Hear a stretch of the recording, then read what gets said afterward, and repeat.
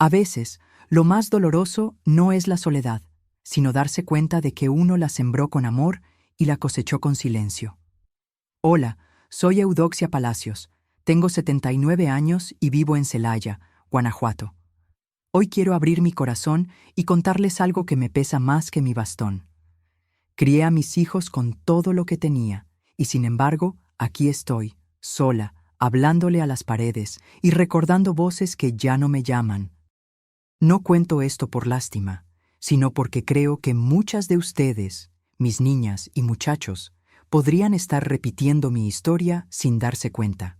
Así que antes de seguir, les pido que comenten si alguna vez sintieron que daban todo y recibían poco.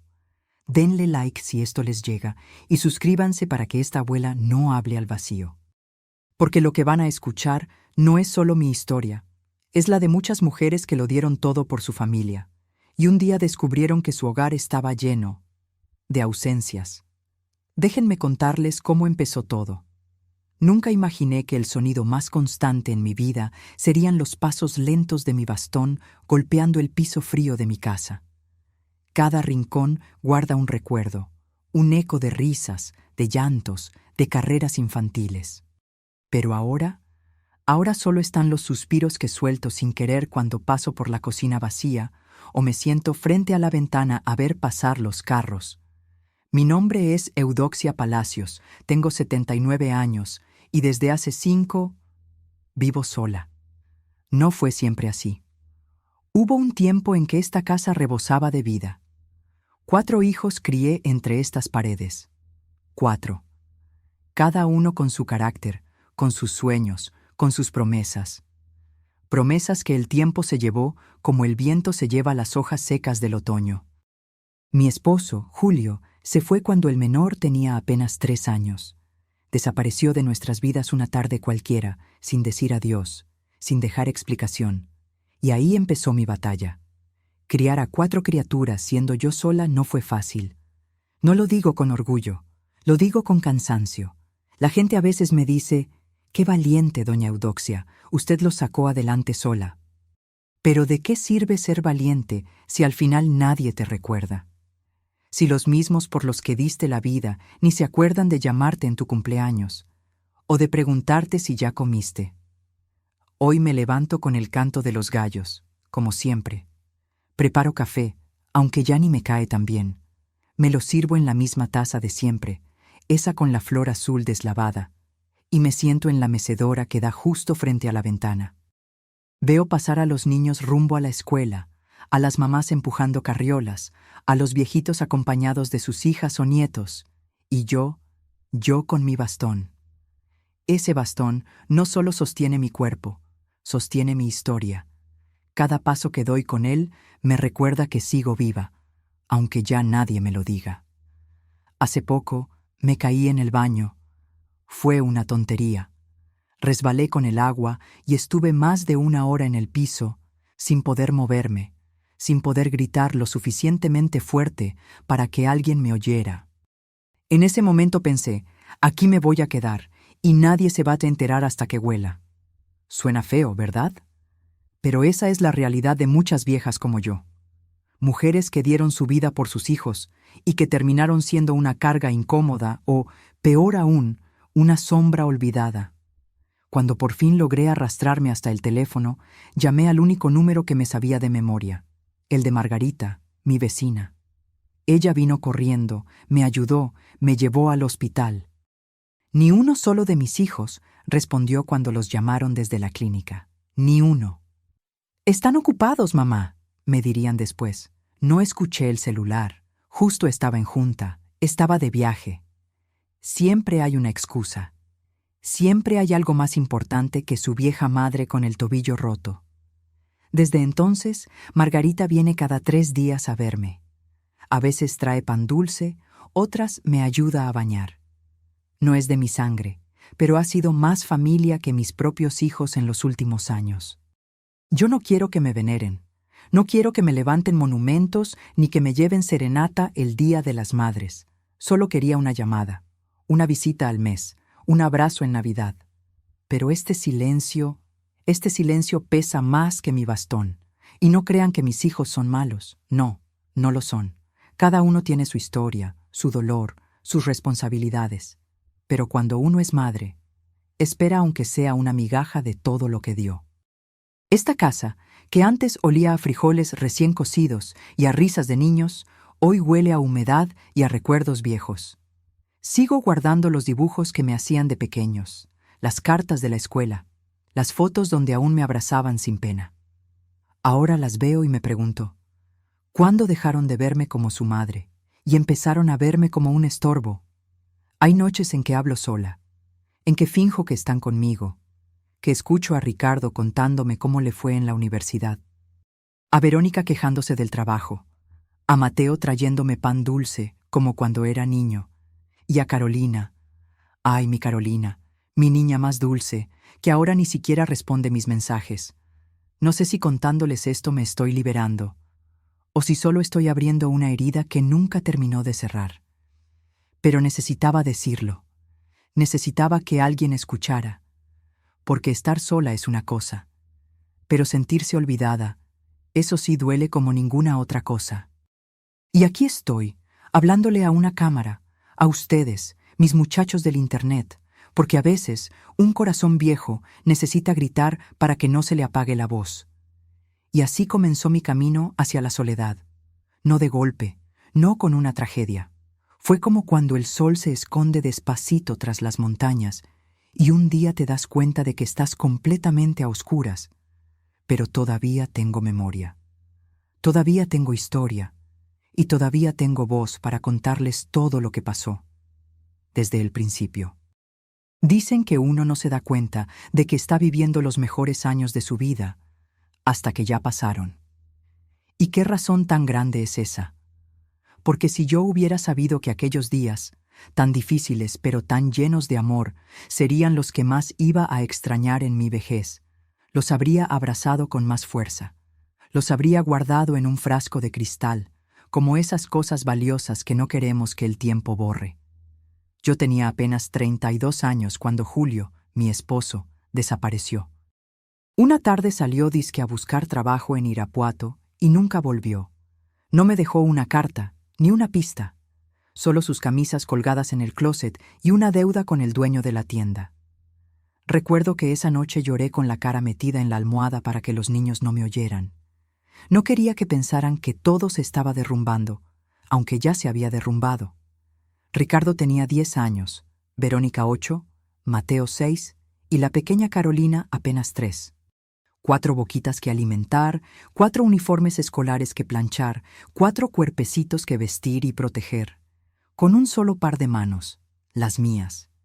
No sé de dónde saqué tanta fuerza. Tal vez de las entrañas, tal vez del miedo. Lo único que sabía era que ellos no tenían la culpa. Y que yo no iba a permitir que crecieran con hambre o sintiéndose menos que otros niños. Así que me arremangué las faldas, me até el cabello y comencé a trabajar. Durante el día lavaba ropa ajena. Me levantaba a las 5 de la mañana para dejarles a los niños el desayuno listo, los uniformes planchados y las mochilas preparadas. Después cargaba mis cubetas y recorría el barrio buscando más ropa que lavar. Mis manos se agrietaron, mis uñas se rompieron, pero no me quejaba. Cada peso que ganaba era una sonrisa en la cara de mis hijos. Por las tardes me sentaba a coser ropa en casa. Empecé remendando pantalones, luego cosiendo vestidos, hasta que una vecina me encargó uniformes para la primaria donde trabajaba. Esa fue mi pequeña victoria. Nunca estudié diseño ni costura, pero aprendí a pura necesidad, y por las noches cocinaba tamales para vender. Mateo me ayudaba a envolverlos. Verónica se encargaba de contar el dinero. Ricardo, que ya estaba más grandecito, los repartía con su bici por el barrio. Carolina se quedaba a mi lado, mirándome con sus ojos grandes, mientras yo removía el guiso en la olla. Éramos un equipo, un pequeño ejército de 5, peleando contra la pobreza y el abandono. Y aunque los días eran duros, había alegría. Se los juro, había mucha alegría. Recuerdo las cenas en el piso porque no teníamos mesa, pero reíamos igual. Las navidades con piñatas hechas de papel periódico. Las canciones que cantábamos mientras cocinábamos. Yo inventaba juegos para que la rutina no se sintiera tan pesada, y ellos, mis niños, me abrazaban cada noche como si yo fuera su heroína. Yo no necesitaba más. Cuando uno es madre, el cansancio se disfraza de orgullo. Y aunque dormía 4 horas por noche, y a veces no comía para que ellos tuvieran más, me sentía la mujer más rica del mundo cuando veía sus caritas limpias, sus cuadernos con buenas notas, sus risas sinceras. Recuerdo especialmente un día en que llovía fuertísimo. La calle se convirtió en un río, y los tamales que había cocinado para vender estaban todos listos en la mesa. Yo me quedé sentada mirando por la ventana, derrotada. No iba a poder vender ni uno, y sin eso no tenía cómo pagar el gas. Entonces, sin decirme nada, los 4 se pusieron los impermeables que habíamos hecho con bolsas negras. Ricardo agarró la olla, Mateo la hielera, y Verónica y Carolina me dieron un beso en la frente antes de salir corriendo bajo la lluvia. Esa noche vendieron todo. Regresaron empapados, muertos de risa, con las monedas contadas y los ojos brillantes de orgullo. Fue ahí que pensé, lo estoy haciendo bien. Mis hijos están aprendiendo a luchar. Y crecieron. Dios sabe que crecieron bien. Ricardo fue el primero en salir de casa para estudiar ingeniería en Querétaro. Le costó, claro, pero entre becas y trabajos de medio tiempo, lo logró. Yo le mandaba tortas envueltas en papel aluminio y cartas con dibujitos. Él me respondía siempre con gratitud. Me decía, «Mamá, todo lo que logre será gracias a ti». Verónica se volvió enfermera. Siempre tuvo ese corazón enorme. Cuidaba a sus hermanos como si fuera su madre, y me ayudaba con las cuentas cuando yo ya no podía más. Me decía, «Cuando yo trabaje, tú vas a descansar, mamá». Mateo fue más inquieto. Tenía alma de artista. Tocaba la guitarra como Los Ángeles y con el tiempo se metió a estudiar música. Yo vendí mi máquina de coser vieja para ayudarle a comprarse una usada. «Un día vas a tocar en la radio, mijo», le dije. Él me abrazó tan fuerte ese día. Y Carolina, mi niña de ojos dulces, quería ser maestra. Jugaba a enseñarle a sus muñecas a sumar y restar. Me decía que cuando creciera me iba a comprar una casa con jardín y me llenaría de flores. ¿Y saben qué? Yo les creí, porque yo también soñaba. Soñaba con que un día tendría una mesa grande con todos mis hijos sentados alrededor, que haríamos fiestas, que me llevarían a conocer la playa, que mis nietos correrían por este mismo patio donde ellos jugaron. No me importaban las arrugas, ni los dolores de espalda, ni los callos en los pies. Todo lo daba por ese futuro. Y por muchos años me hicieron sentir amada. Llamaban, venían a verme, me escribían postales. Pero poco a poco, sin que yo lo notara, las cartas se hicieron mensajes. Los abrazos se volvieron visitas cortas. Y un día, ya no venían. Pero de eso les contaré más adelante. Por ahora solo quiero que sepan que, antes de esta soledad, hubo una mujer que lo dio todo, que cocinó, limpió, lloró, luchó y sonrió. Todo por amor, porque ese fue mi pecado. Amar sin medida, sin condiciones, sin límites. Y hoy, aquí estoy, recogiendo los trozos de ese amor. Las decepciones más grandes no siempre llegan como un trueno. A veces caen como la llovizna, silenciosas, y no te das cuenta de que estás empapada hasta que ya es demasiado tarde. Después de todos esos años de lucha, de esfuerzo, de desvelos, yo creí, de verdad creí, que la recompensa sería una vejez tranquila, que mis hijos me cuidarían como yo los cuidé, que habría risas los domingos, nietos jugando en el patio y abrazos cálidos que espantarían el frío de mis huesos viejos. Pero la vida no siempre cumple las promesas que uno se imagina. La primera en cambiar fue Verónica, mi niña dulce, mi enfermera, la que decía que yo descansaría cuando ella trabajara. Cuando consiguió empleo en el hospital de Celaya, al principio me venía a ver cada semana. Me traía panecitos, medicamentos y me hacía sentir orgullosa. Era una mujer fuerte, profesional, con uniforme blanco y sonrisa firme. Pero luego conoció a un doctor. Se enamoró. Y yo, como madre, me alegré. La vida le estaba sonriendo. Me hablaba menos, pero me mandaba mensajes bonitos. Te extraño, mamita. Un día de estos vamos a comer juntas. Pronto te visito. Ese pronto se volvió eterno. Un día, la llamé porque me sentía mal del estómago. Quería que me revisara o me recomendara algo. Me contestó con prisa, como si estuviera en medio de una operación, que probablemente lo estaba, y me dijo: «Mamá, no exageres, seguro es algo que comiste. Toma un té». Sentí una punzada en el pecho. No por el malestar físico, sino porque por primera vez mi hija me habló como si yo fuera una molestia. A las semanas supe que se había ido a vivir con su novio a León. Me enteré por una vecina, no por ella. No hubo despedida. No hubo visita para explicarme nada. Solo el silencio, el vacío. Luego vino Ricardo, mi ingeniero, el que siempre me decía que sus logros eran míos. Cuando se graduó, me mandó una carta preciosa. Me prometió que pronto me llevaría a conocer su nuevo departamento, que me iba a invitar a comer a un restaurante elegante. Yo esperé, y seguí esperando. Un día, decidí ir yo a verlo. Tomé un camión con mis ahorros y me planté en su oficina. Recuerdo que llevaba un vestido limpio, mi mejor rebozo, y un pastel de manzana que había horneado especialmente para él. Quería sorprenderlo. Pero la sorprendida fui yo. Me recibió su secretaria, amable pero distante. Le explicó que don Ricardo estaba en una reunión muy importante y no podía atenderme. Le dije que era su madre, que venía desde Celaya. Ella hizo una llamada interna y luego me miró con cara de pena. Dice el ingeniero que lo disculpe, que está muy ocupado y que le llame más tarde.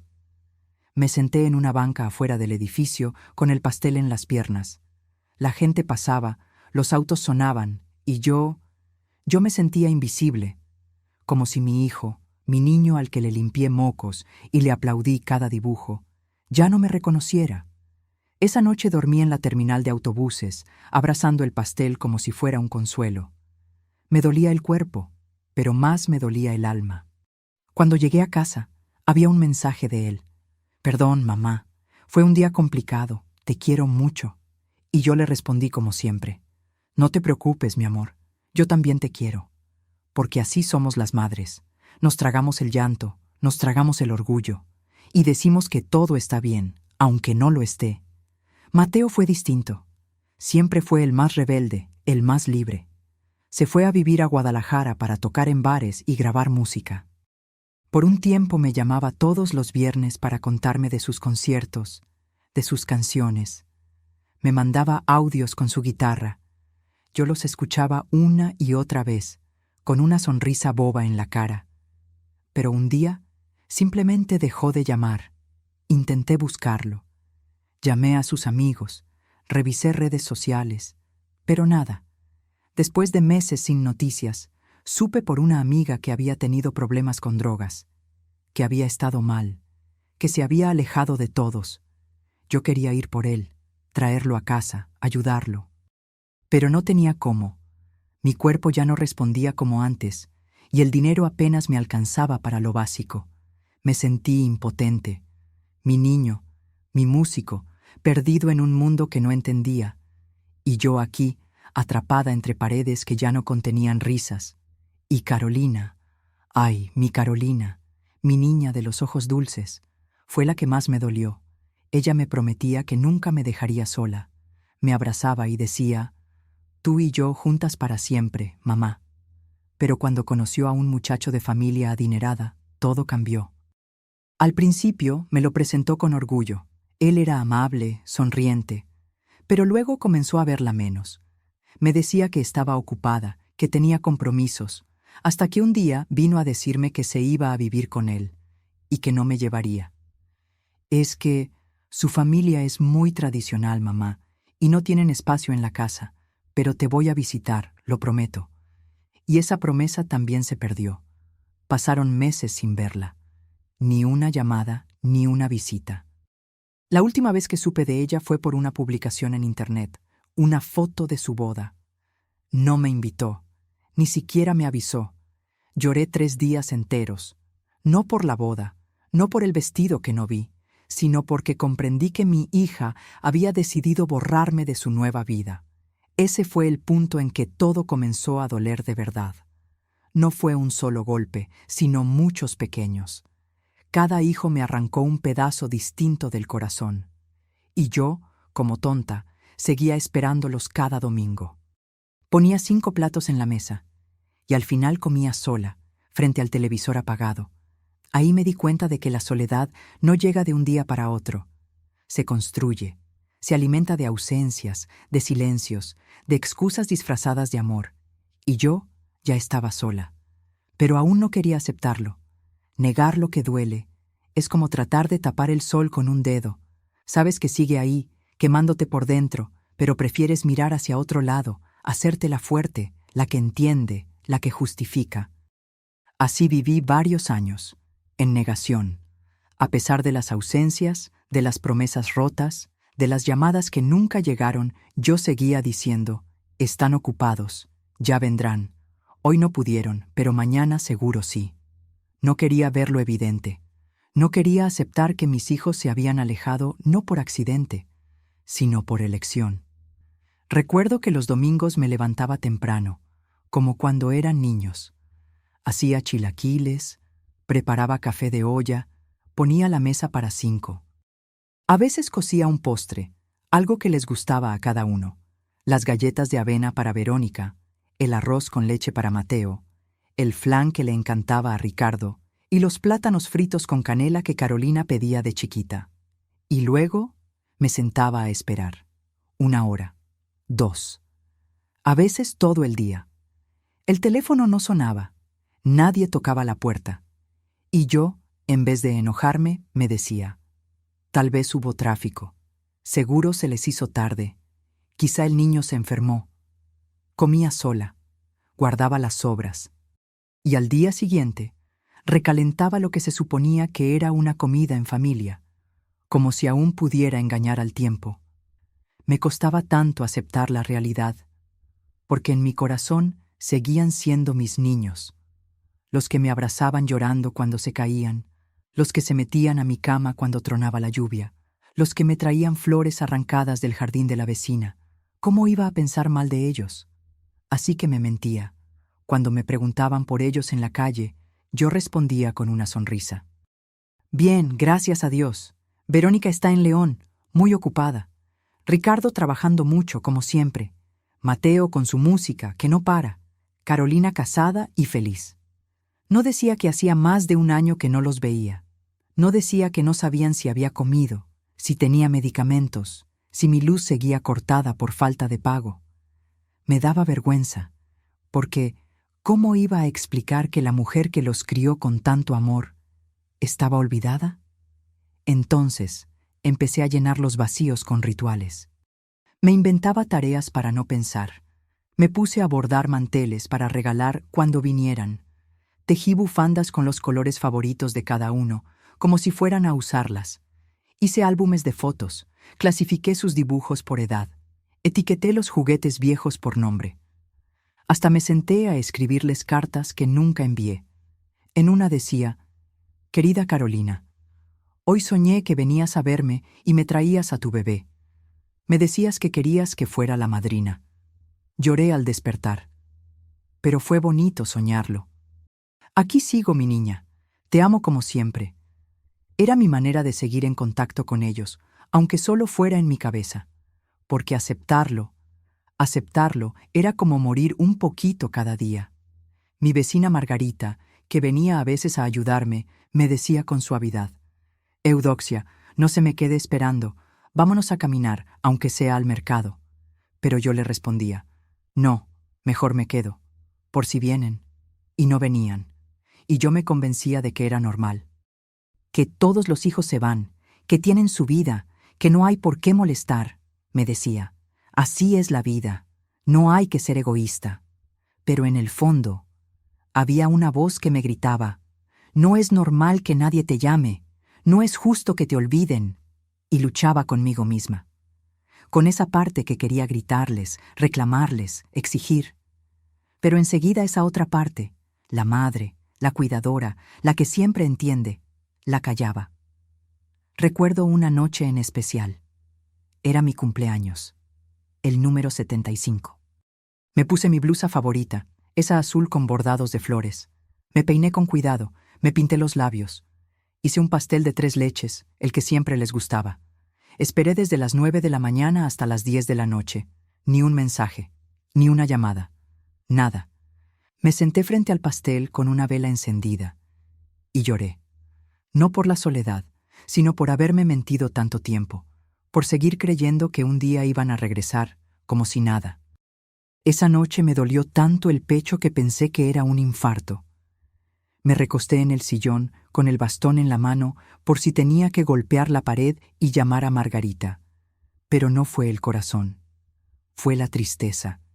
Y al día siguiente volví a justificar. Quizá no se acordaron, pero es que están ocupados. La vida adulta es muy difícil. Me daba miedo enfrentar la verdad, que yo ya no era parte importante de su mundo. Una parte de mí todavía quería creer que era temporal, que era una racha, que el próximo mes vendrían, que para Navidad seguro estaríamos todos juntos, y eso me mantenía viva, porque cuando uno vive sola, con más recuerdos que llamadas, con más fotografías que abrazos, lo único que te queda es la esperanza, esa esperanza tonta, pero tan humana. Así vivía yo, entre excusas, ilusiones y negación, como si el amor de madre tuviera que soportarlo todo, como si no tuviera derecho a sentirme herida. Pero algo en mí empezaba a resquebrajarse. Y pronto ya no podría seguir fingiendo. La soledad no llega como un ladrón que rompe la puerta y entra de golpe. No, llega como el polvo. Se posa suavemente en los rincones de la vida, en las esquinas del alma, y un día te das cuenta de que todo está cubierto de ausencia. Yo, Eudoxia Palacios, pasé de la negación al silencio. Ese silencio espeso, que no solo es ausencia de ruido, sino también ausencia de propósito. Empezó a dolerme no solo el cuerpo, sino la razón de existir. Me despertaba sin saber para qué. Ya no había bocas que alimentar, mochilas que preparar, ni siquiera llamadas que esperar. Las tareas que antes llenaban mis días, barrer, cocinar, regar las plantas, se volvieron mecánicas. Ya no tenía ilusión. Me sorprendía hablando sola, preguntándome en voz alta qué día era, como si mi mente intentara agarrarse de algo concreto. La casa se volvió mi espejo. Vieja, desgastada, necesitada de cuidados. Las grietas en las paredes parecían las mismas que llevaba yo en el alma. Y el bastón, ese pedazo de madera que me acompañaba a todas partes. Ya no solo sostenía mi cuerpo, sostenía mi voluntad.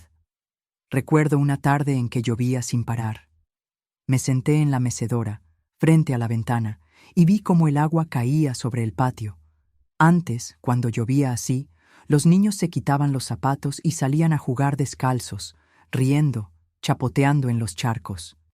Yo los regañaba con una sonrisa escondida detrás del delantal. Esa tarde, sola, sin risas ni juegos, me sentí invisible, como si el mundo hubiera seguido su curso y yo me hubiera quedado atrás, estática, silenciosa, olvidada. La televisión se convirtió en mi única compañía. No la veía con atención. Solo la dejaba encendida para oír voces, para sentir que alguien hablaba en la casa.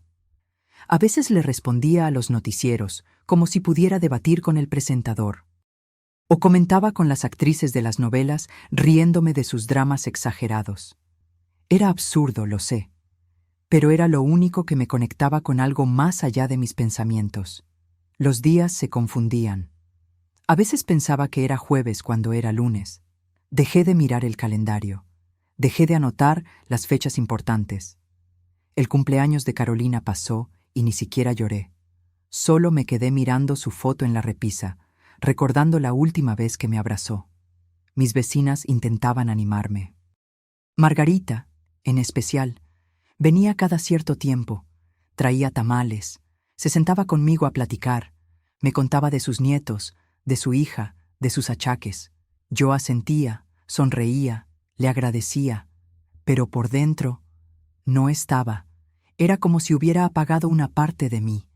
La soledad emocional es más cruel que la física, porque puedes estar rodeada de gente, pero si nadie te ve realmente, estás sola igual. Y en mi caso, ya ni siquiera tenía gente alrededor. Mis manos, antes tan activas, temblaban cuando intentaba bordar. Mis ojos se cansaban rápido al leer. Mi cuerpo pedía descanso, pero mi mente gritaba por compañía.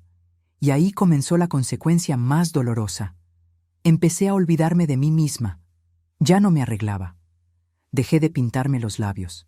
Guardé mis mejores blusas en el ropero, como si ya no tuviera sentido vestirme con algo bonito si nadie iba a verme. Dejé de cocinar mis platillos favoritos. ¿Para qué si no tenía con quién compartirlos? Empecé a sentirme innecesaria, como si ya no tuviera un rol, una función, un motivo. Y eso, para una mujer que dedicó toda su vida a servir, a dar, a sostener, es devastador. Un día me miré al espejo y no me reconocí. Mi cabello, antes tan cuidado, estaba desordenado. Mi cara tenía más arrugas de las que recordaba. Mis ojos estaban apagados. Ahí supe que algo andaba mal, que estaba cayendo, y sin embargo, no pedí ayuda. ¿Por orgullo? Tal vez, pero más que nada, por miedo. Miedo a que nadie respondiera, a que confirmar lo que ya sospechaba, que no importaba. Una noche, mientras tomaba una taza de té, escuché que alguien tocaba la puerta. Me levanté con dificultad, apoyada en mi bastón. Era Margarita. Me abrazó sin decir palabra. Me llevó una cobija tejida por su hija y un pan dulce. Nos sentamos a platicar. Le conté, por primera vez, que me sentía sola, que ya no encontraba motivos para seguir. Y ella me tomó la mano. Me dijo: «Eudoxia, usted no está sola. Aquí estoy yo, y hay otras como usted, mujeres que también dieron todo y hoy necesitan ser vistas». Sus palabras fueron como una linterna en la oscuridad. No borraron el dolor, pero iluminaron una posibilidad. Tal vez, solo tal vez, aún podía hacer algo por mí. Esa noche dormí un poco mejor. No porque el mundo hubiera cambiado, sino porque por primera vez en mucho tiempo me permití sentir.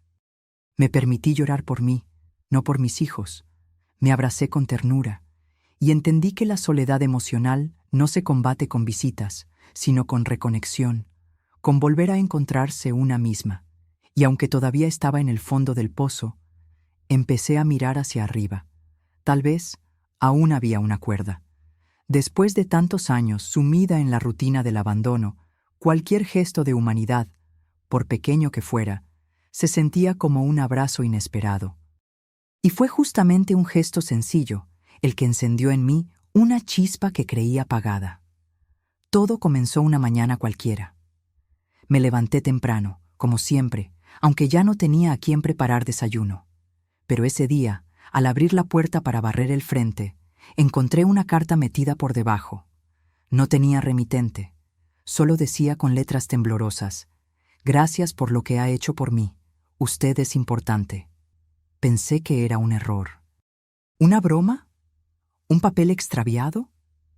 Pero luego vi que estaba escrita a mano, con una caligrafía que me pareció familiar. Era letra de mujer, cuidada pero algo insegura, como la de alguien que no había escrito en papel desde hacía mucho. Me quedé sentada en la banqueta, con la carta en las manos, sintiendo que el corazón me latía más fuerte de lo normal.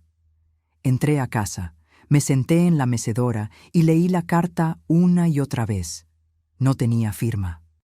Pero el mensaje era tan cálido, tan genuino, que por primera vez en mucho tiempo me sentí vista. Empecé a sospechar que podría haber sido Margarita. Ella sabía que yo estaba al borde de una tristeza más profunda. Así que al día siguiente, cuando vino a visitarme, se lo pregunté. Ella sonrió y me dijo: «No, doña Eudoxia, no fui yo, pero me alegra que alguien se lo haya dicho, porque es verdad, usted es importante». Nos quedamos en silencio, y en ese silencio algo comenzó a cambiar. Esa misma tarde, Margarita me propuso salir, no al mercado, como siempre, sino a un lugar nuevo. Me dijo que en la colonia vecina habían abierto un centro comunitario para adultos mayores. No era un asilo, me explicó. Era un lugar donde personas mayores se reunían a tejer, cantar, hacer ejercicio, pintar, convivir. Podemos ir solo a mirar si quiere. No tiene que quedarse, me dijo. Mi primera reacción fue rechazar la idea. ¿Para qué? Yo ya no estoy para eso. ¿Y si nadie me habla? ¿Y si no encajo? Pero esa carta misteriosa seguía resonando en mi cabeza. Usted es importante. Así que acepté. Con miedo, con desconfianza, pero acepté. La primera vez que fui, todo me parecía ruidoso. Había más de 20 personas reunidas, la mayoría mujeres, todas con historias tatuadas en el rostro. Algunas jugaban lotería, otras bordaban, una pareja bailaba bolero mientras un señor cantaba desafinado al fondo. Yo me senté en una esquina, observando. Margarita me presentó como la señora más valiente de Celaya. Yo me reí, con pena, pero también con cierto orgullo. No me había sentido valiente en años. Una mujer de cabello blanco, llamada Eloísa, se me acercó con un bordado a medio hacer. ¿Le gusta tejer?, me preguntó. Hace años que no lo hago, le respondí. Pues aquí nadie teje perfecto, pero todas lo hacemos con amor, me dijo, y me extendió una aguja. No supe cómo pasó, pero cuando me di cuenta ya estaba bordando una flor en una servilleta. Me temblaban las manos, los ojos se me nublaban, pero ahí estaba yo, creando algo nuevo.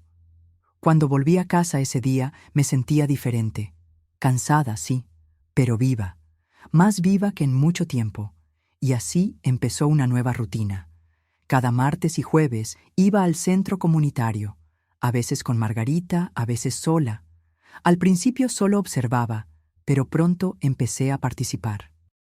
Aprendí a hacer papel reciclado.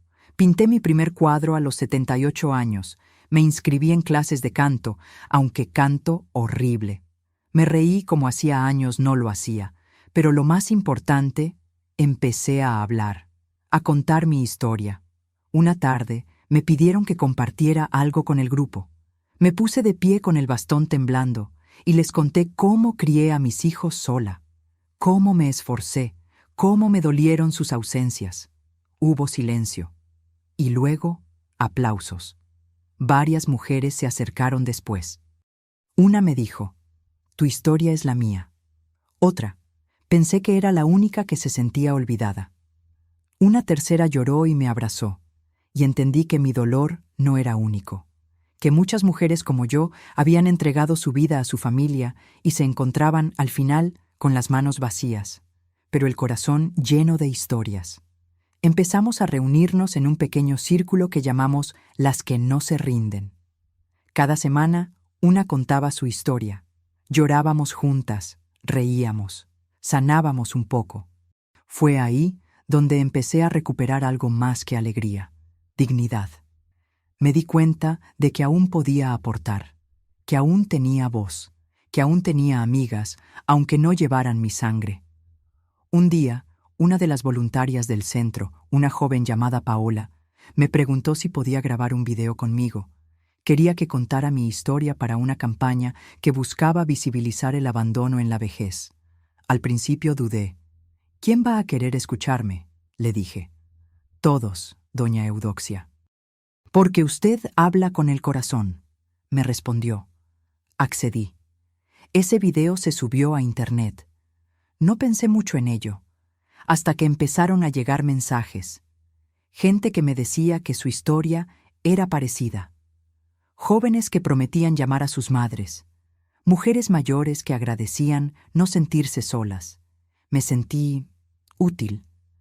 Por primera vez en años, mi voz cruzaba las paredes de mi casa. Y algo más pasó. Una tarde, recibí un mensaje de texto, de un número desconocido. Decía, «Mamá, vi tu video. No sabía que te sentías así. ¿Puedo llamarte? Carolina». Mi corazón dio un brinco. No supe si llorar, reír o gritar. Era solo un mensaje, pero era un puente.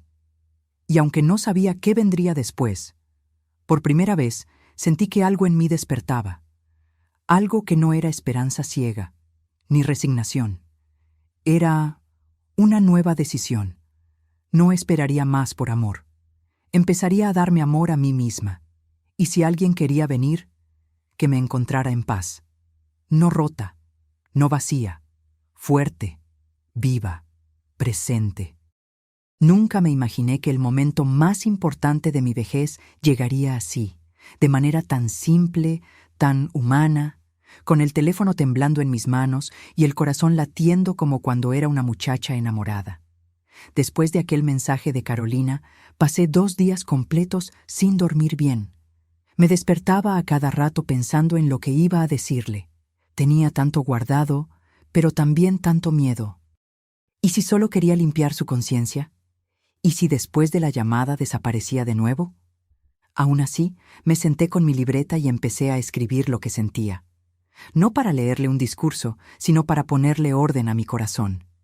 Palabras como dolor, abandono, esperanza, te extraño, se repetían una y otra vez. Era como vaciar un cajón lleno de cosas que nunca quise mostrar. Y llegó el día. Sonó el teléfono. Era ella. Carolina, decía la pantalla. Mis dedos temblaban tanto que casi lo dejo caer. Respiré profundo y contesté. «Mamá, esa voz que no escuchaba desde hacía casi 3 años. Aquí estoy, hija». Hubo un silencio. Luego, su llanto. No palabras, solo llanto. «Perdóname, mamá», dijo al fin entrecortada. «Perdóname por todo. Te vi en ese video y no sé en qué momento me olvidé de ti. Me siento una basura». Yo quería gritarle que sí, que me dolió. Que no podía creer que me dejara sola en mi cumpleaños, que se casara sin decirme, que no me respondiera ni un mensaje. Pero todo eso lo tenía ya tan dicho dentro de mí, que lo único que me salió fue: «Te esperé todos los días, hija». Todos. Nos quedamos en silencio largo rato. Ella lloraba. Yo también. Y entonces, con una voz más firme, le dije lo que llevaba meses preparando. «No te estoy diciendo esto para hacerte sentir mal. Te lo digo porque si vas a volver a mi vida, no quiero que sea por culpa. Quiero que lo hagas con amor, con verdad». Ella me escuchó. No se justificó, no me llenó de excusas. Solo me dijo: «Quiero verte. ¿Puedo ir mañana?» Y fue. Al día siguiente, Carolina llegó a casa con una bolsa llena de pan dulce, una cobija nueva y un ramo de flores que casi no podía cargar. Me abrazó tan fuerte que pensé que iba a deshacerme, y me miró a los ojos como cuando era niña. «Estás más delgada, mamá». «Estoy más sola», le dije. Ella bajó la cabeza. «Pero ya no más», agregó. Nos sentamos a platicar por horas. Me contó su vida, sus miedos, sus errores. Me dijo que su esposo nunca entendió su necesidad de tenerme cerca, que se sintió presionada, que terminó cediendo. Pero que ahora, después de verme en el video, se dio cuenta de lo que había hecho. Le creí, porque en sus ojos había verdad. Pero también le dije algo que me costó. «No me basta con que me digas que lo sientes. Quiero ver que cambias, que me recuerdas cuando no es día de video, que me visitas sin culpa, que no me dejes esperando más». Fue la primera vez que me atreví a poner un límite, a hablar desde el dolor, sí, pero también desde la dignidad. Yo, Eudoxia, la mujer que siempre lo justificó todo, por fin me atreví a decir: «Yo también importo». Carolina lloró, me abrazó y prometió volver. Y lo hizo. A la semana siguiente trajo a su hija, mi nieta. Una niña de 5 años con los mismos ojos grandes que ella tenía.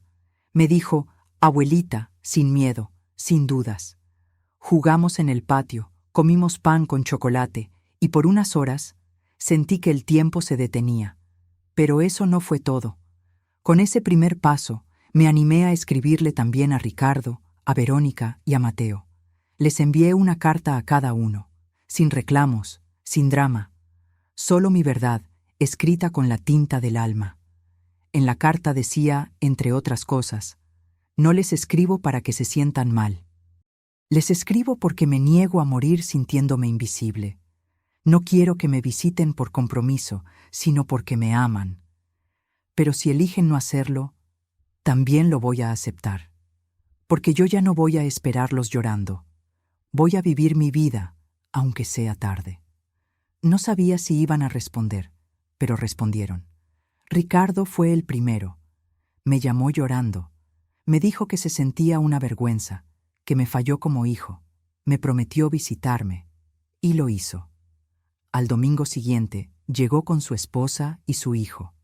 Me trajo una blusa azul que decía, la mejor mamá del mundo. Me abrazó tan fuerte que sentí que algo se reconstruía. Verónica escribió una carta larga. Me explicó su miedo, su estrés, su forma torpe de evitarme para no sentir culpa. Pero me pidió empezar de nuevo.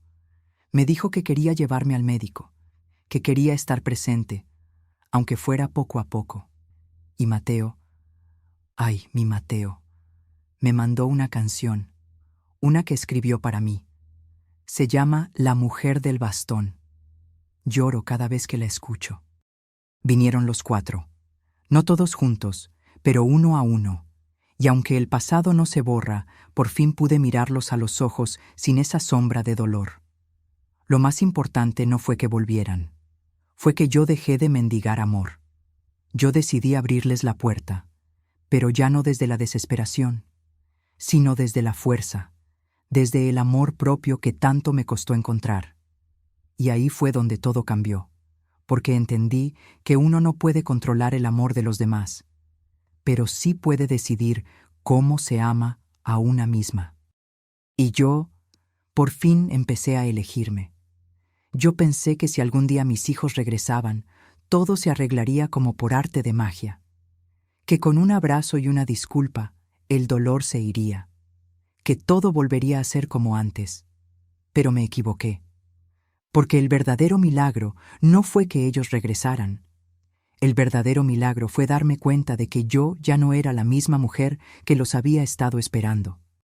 Después de aquella etapa de reencuentros, comencé a vivir algo que no esperaba, una mezcla de alegría y confusión. Porque sí, ver a mis hijos, abrazarlos, compartir con mis nietos, me llenó el corazón. Pero al mismo tiempo, sentí que algo dentro de mí había cambiado para siempre. Durante tanto tiempo había vivido para ellos, esperándolos, justificándolos, soñándolos, que, al volver, me di cuenta de que ya no sabía exactamente qué lugar ocupaban en mi vida.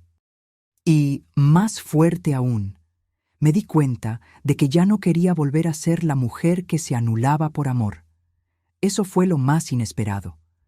Cuando Ricardo quiso darme dinero para que no trabajara más, le agradecí, pero le dije que yo ya tenía lo que necesitaba, que con lo que ganaba vendiendo mis bordados en el centro comunitario me alcanzaba, y que no necesitaba ayuda, sino compañía.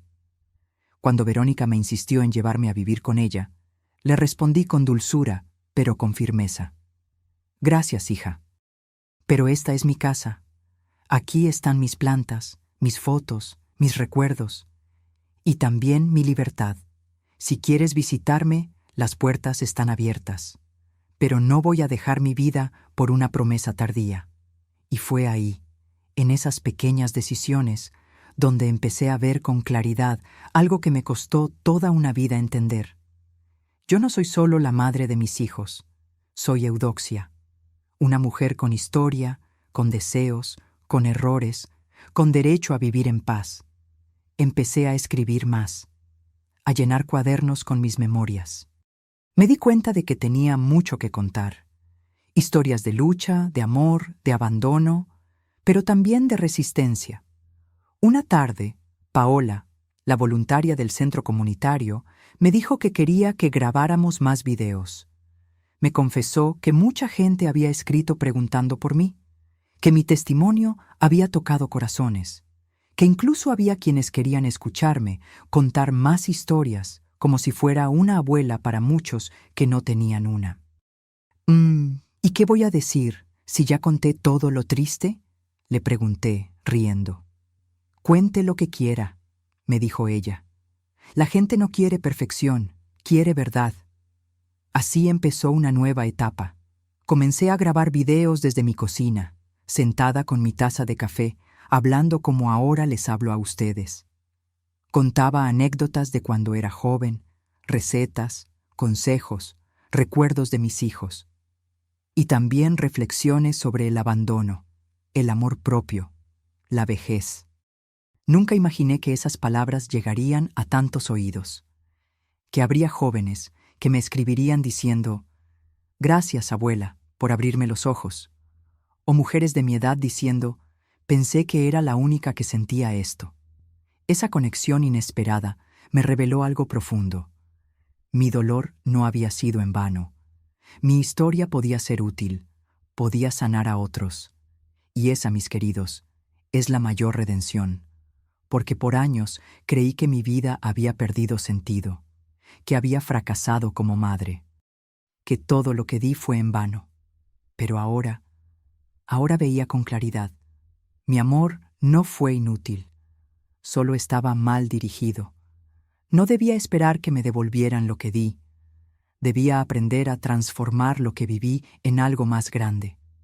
Una mañana, mientras caminaba por el jardín del centro, vi a una señora sentada, llorando. Me acerqué con calma, sin decir palabra. Le ofrecí un pañuelo.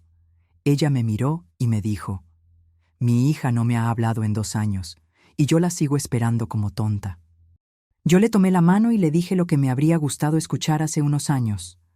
«No eres tonta, eres madre, pero también eres mujer, y aunque ella no lo vea ahora, tú puedes verte a ti misma, y eso es más fuerte que cualquier abandono». Nos quedamos abrazadas. Ella lloraba, yo también, pero fue un llanto distinto, un llanto que no era de tristeza, sino de alivio, de sabernos comprendidas.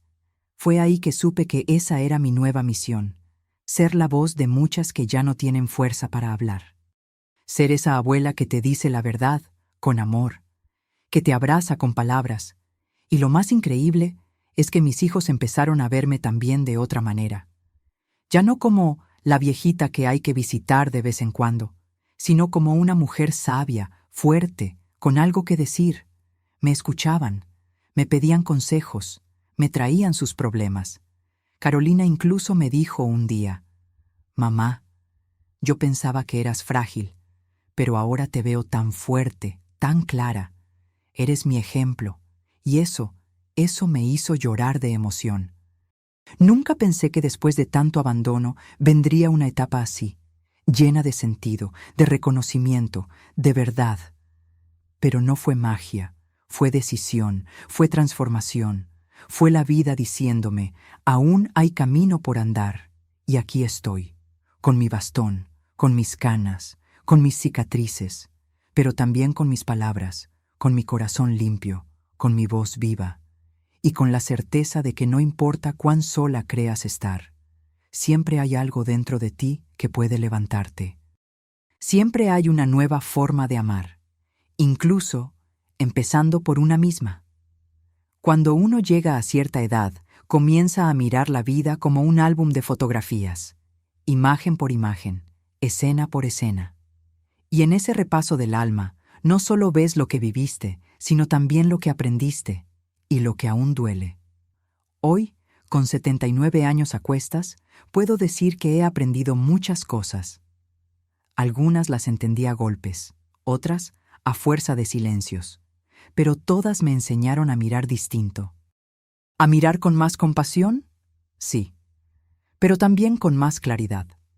La primera gran lección que la vida me dio es que amar no es desaparecerse en los demás. Durante mucho tiempo confundí el amor con el sacrificio absoluto. Pensé que una buena madre era aquella que lo daba todo, que se olvidaba de sí misma, que ponía a los hijos por encima de cualquier cosa, incluso de su dignidad. Y no me malinterpreten, no me arrepiento de haber amado a mis hijos. Volvería a lavar ropa, a cocinar tamales, a coser a mano, a desvelarme para que ellos comieran. Pero sí me arrepiento de haber olvidado que yo también era una persona, que yo también necesitaba, soñaba, sentía. El problema no fue querer demasiado, fue haberme dejado para el final siempre. Y cuando ellos crecieron y me dejaron sola, no fue solo su ausencia la que dolió, fue descubrir que yo no sabía quién era sin ellos, que había puesto mi valor en sus abrazos, en sus visitas, en sus llamadas. Y cuando eso faltó, me quedé vacía. La segunda gran lección fue comprender que el amor de los hijos no siempre se parece al que imaginamos. Yo pensaba que, porque los crié con ternura, ellos me cuidarían igual, que porque los alimenté con el alma, ellos me alimentarían con afecto. Pero la vida moderna, las prisas, los egos, las nuevas familias, muchas veces hacen que uno quede relegado, no por maldad, sino por desconexión. Y aprendí que no siempre es odio. A veces es inmadurez. A veces es ignorancia emocional. A veces, simplemente, no saben cómo amar a una madre que envejece. Eso no lo justifica, pero me ayudó a soltar. Porque la tercera gran enseñanza fue esa: aprender a soltar sin dejar de amar. Soltar la expectativa. Soltar la herida. Soltar el pasado como una carga y convertirlo en una lección. Yo seguía amando a mis hijos, pero ya no desde la necesidad, sino desde la libertad, desde el entendimiento de que yo también merezco paz. Que mi amor no es menos valioso, sino es correspondido exactamente como espero. Una amiga del centro comunitario me dijo un día algo que me marcó. Nosotras crecimos creyendo que el amor es dar todo, pero nunca nos enseñaron a pedir que también nos den, y tenía razón. Por eso, el día que me animé a hablar con mis hijos desde el alma, sin miedo, sin reclamos, con la verdad desnuda, fue como abrir una puerta que estaba cerrada desde hacía décadas, y no solo hacia ellos. Fue una puerta hacia mí misma, porque descubrí otra gran verdad. El amor propio no es egoísmo, es sanación, es fuerza, es supervivencia. Yo, Eudoxia, que pasé años llorando en silencio, pidiéndole a Dios una señal, descubrí que la señal estaba en mí, en mi voz, en mi historia, en cada arruga que contaba algo, en cada lágrima que no fue en vano. Hoy puedo decir que no estoy completa, porque no creo que una madre que ha sentido el abandono alguna vez vuelva a estar completa del todo. Pero sí estoy reconciliada, con ellos, conmigo, con la vida, y eso es más que suficiente. He aprendido a celebrar los pequeños gestos, una llamada sin motivo, una visita sin fecha especial, una risa compartida con una nieta que apenas me conoce, pero que me dice abuelita, como si siempre me hubiera tenido cerca. He aprendido a decir no sin culpa, a pedir sin vergüenza, a cuidar mis tiempos, mi cuerpo, mi energía. He aprendido a perdonar, no solo a mis hijos, también a mí.